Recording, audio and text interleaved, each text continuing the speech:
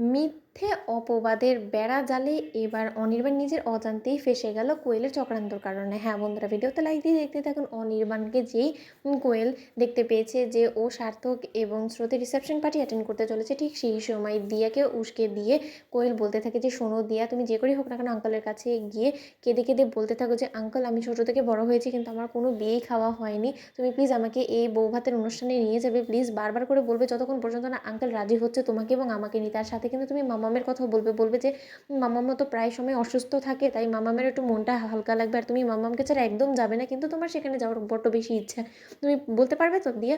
তখন দিয়া বলতে থাকে যে হ্যাঁ মাম্মাম। তখন এই কথা বলা মাত্র হঠাৎ করে যখন অনির্বাণ তৈরি হতে থাকে, ঠিক সেই মুহূর্তে দিয়া অনির্বাণের রুমে নক করে বলতে থাকে যে আঙ্কেল আসবো। তখন অনির্বাণ বলতে থাকে যে হ্যাঁ শোনো আসো, তোমার আবার আমাকে আমার রুমে ঢোকার জন্য পারমিশন নেওয়ার কী আছে বলো তো। তখন এই কথা বললাম তো অনির্বাণ বলতে থাকে যে কি দিয়া তুমি কিছু বলবে। তখন দিয়া বলতে থাকে যে আঙ্কেল তুমি কোথায় যাচ্ছ। তখন অনির্বাণ বলতে থাকে যে আমি একটা রিসেপশন পার্টিতে অ্যাটেন্ড করতে চলেছি, আমার তোমার রাই আন্টি আছে না তার বোনের রিসেপশন পার্টিতে। তখন এই কথা বললাম তো দিয়া বলতে থাকে যে আমাকে সেখানে নিয়ে যাওয়া যায়। তখন অনির্বাণ বলতে থাকে যে তুমি যাবে, তাহলে তো আন্টি খুব খুশি হবে, চলো তাহলে তুমি আমার সাথে।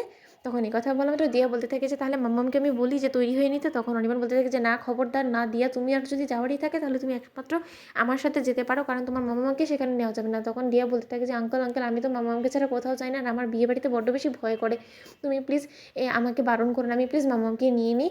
তখন এই কথা বলা মাত্র অনির্বাণ কোয়েলকে ডেকে পাঠায় আর বলতে থাকে যে কেন দিয়া আমার সাথে একা যেতে পারে না কোয়েল। তখন কোয়েল বলতে থাকে আসলে তো একা কোথাও যায় না, তার জন্য হয়তো বা ভয় পাচ্ছে। দিয়া শোনো, তুমি তো আঙ্কেলকে চেনো, তুমি বরঞ্চ যাও, সেখানে রাই আন্টিও আছে। তখন দিয়া বলতে থাকে যে না মাম্মাম তুমি চলো।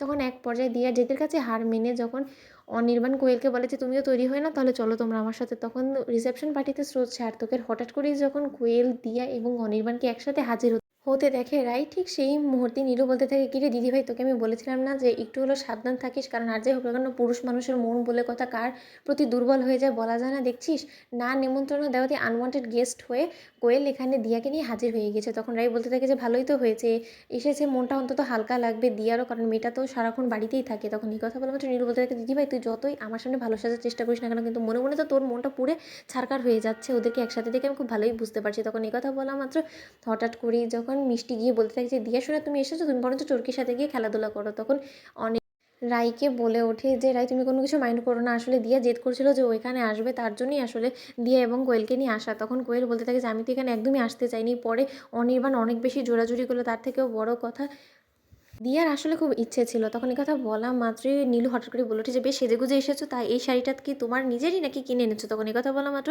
কোয়েল রায়ের কাছে অনির্বাণকে খারাপ সাজানোর জন্য বলতে থাকে যে না এই শাড়িটা তো অনির্বাণই আমাকে পছন্দ করে দিয়েছে, বারবার করে জেদ করছিল যে না কোয়েল তুমি এটাই পরে যাবে এটাই পরে, তাই পড়লাম। তো বন্ধুরা ভিডিওটি ভালো লাগলে লাইক কমেন্ট শেয়ার করে সাবস্ক্রাইব করতে ভুলো না।